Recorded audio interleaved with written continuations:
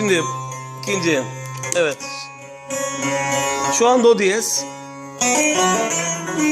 Evet, doğası bir transfüze kaydı. Evet. Do diyeze çalıyorsun. Güzel. Evet, şu an değiştiriyoruz. Bir daha karar yapıyoruz. Hemen. Şu an si karar sesi. Karar. Si karar, evet.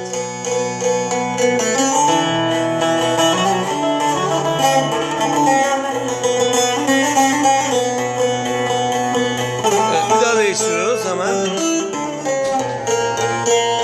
Şu an kararımız karar sol kararı.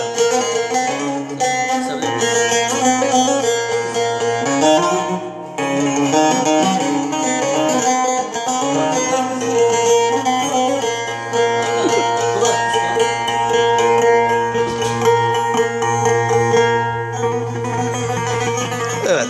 Şimdi bir daha değiştiriyoruz buradan. Karar sesimiz şimdi. Karara vuralım. Evet. La kararı.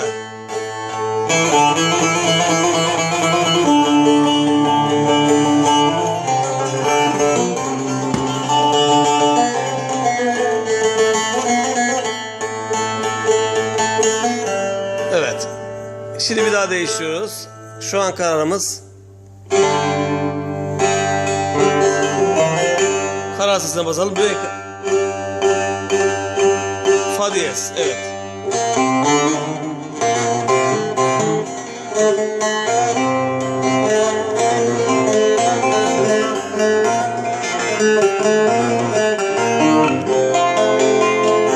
Evet, şimdi normal sazımızın normal.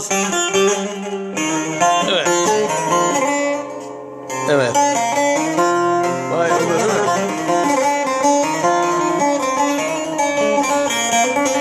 Evet, şimdi bir de iki karar sesine basalım. Evet. Şu an karası do diyez.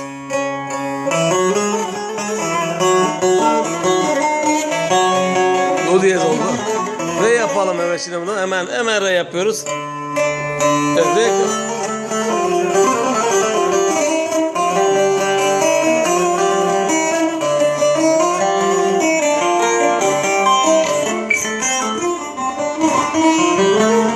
Evet, şimdi mi yapacağız. Evet. Mi kararı çalalım. Karar sesimiz mi.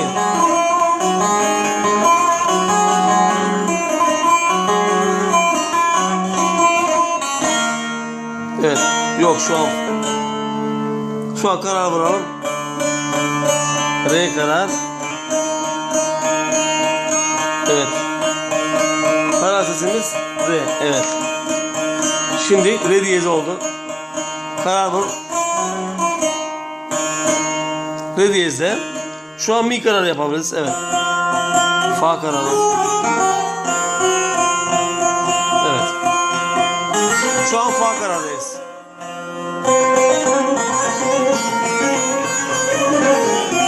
Evet. Yeterli mi?